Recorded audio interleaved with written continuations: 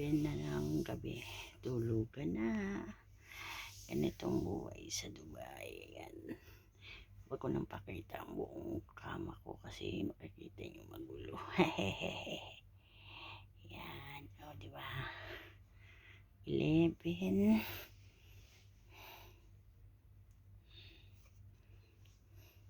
11:23 na. Tulugan na. Makakapagpahinga na. Tapos gising ko alas 6. Ang pasok ko 8. Kasi po, ano ako dito teacher assistant saka bus monitor. Kaya maagang sinusundo. 6 pa lang ang sundo. 7 ang sundo. Sundo ng mga bata, 8. Tapos papasok sa classroom. Pass attendant. Yun.